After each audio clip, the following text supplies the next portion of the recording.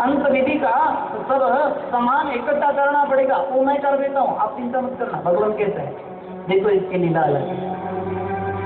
द्रौपदी कहने लगी मेरे प्रभु, मेरे केशव भैया, मेरे मरते हुए आपको देखना पड़ेगा, ये आपको ठीक लग रहा है?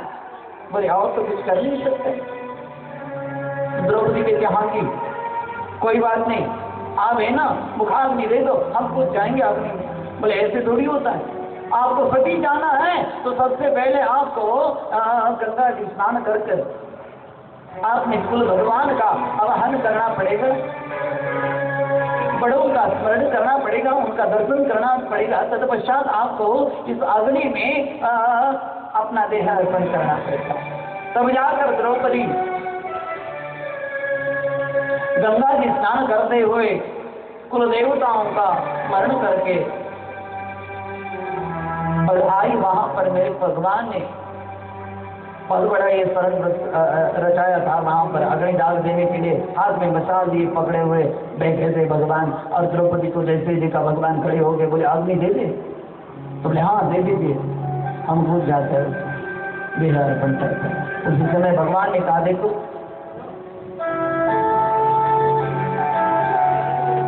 आपने गंगा स्नान किया? बोले हाँ जी। कुल भगवान का स्मरण किया? बोले हाँ जी। बड़ों का आशीर्वाद किया? बोले कोई बात नहीं, बड़ों का आशीर्वाद लेने में हमें कोई मतलब नहीं है, आप आदमी दे दीजिए, हम सूझ जाते।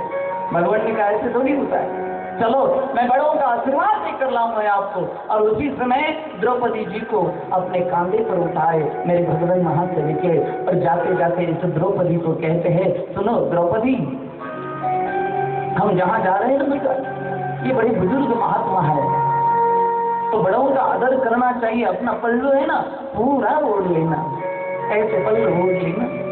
हाँ जी, जैसे पल्लू ओढ़ लिया और तत्पश्चात मेरे भगवान कहते द्रौपदी वहां जाने के बाद उनको प्रणाम करते समय ये स्मरण रखना, अपने ध्यान में रखना, क्योंकि वहां जाओगे वो ध्यान लगाए बैठे होंगे, अपने आंखें मुंद कर बैठे होंगे, तो आपके जाने का उनको वहां पर भास होना चाहिए।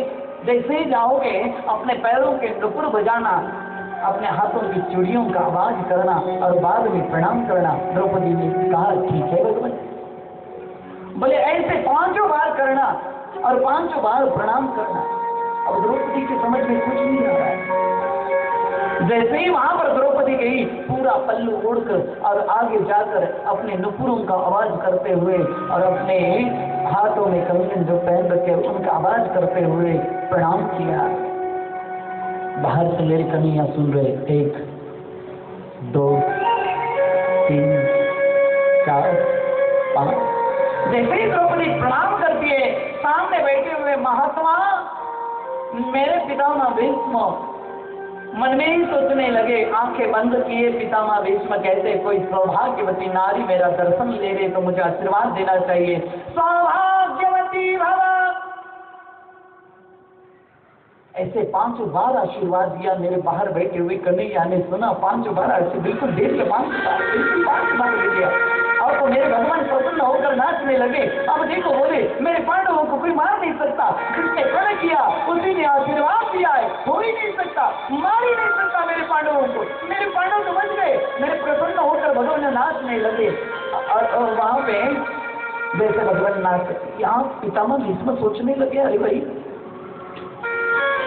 हर रोज तो वो दुष्ट दुर्योधन की पत्नी भानुमति अकेले आती है दर्शन के लिए, ये 5 कौन आ गई? और आंखें खोल कर देखा तो सामने कौन बैठा है? कौन है? एक ही लड़की। अरे ये बड़ी अजीब बात है, 5 बार दर्शन लेने का मतलब क्या होता है? और पल्लू ओढ़ रखा है तो पता नहीं, पितामह भीष्म को पता नहीं चल रहा है कि कौन है।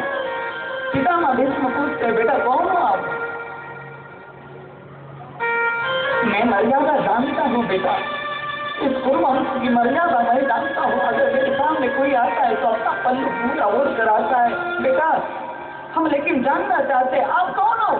मैं तो आपके पिता समान हूँ, आपके दादा समान हूँ, आपको मेरे से कोई लज्जा नहीं आनी चाहिए। आप मेरे सामने शर्माना मत, थोड़ा पल्लू ऊपर कर लेना बेटा, मैं समझ जाऊंगा, आपको बोलने की आवश्यकता नहीं। उसी समय द्रौपदी ने पूरा पल्लू ऊपर किया और जैसे द्रौपदी को देखा तार से उठकर कहने लगे, अरे देखो द्रौपदी आप आधी रात को यहाँ पे कैसे आके बेटा, और ये क्या, मैंने आपको आशीष दे दिया 5 बार, सौभाग्यवती भव द्रौपदी आपके साथ कौन आया बेटा?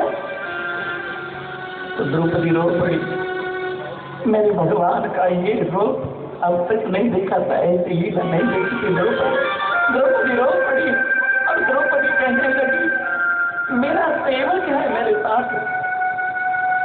तो बोले क्या सेवा करता है? भगवान ने आने से पहले कहा था अगर वो पूछे साथ में कौन आया है तो बताना मैं आया हूं।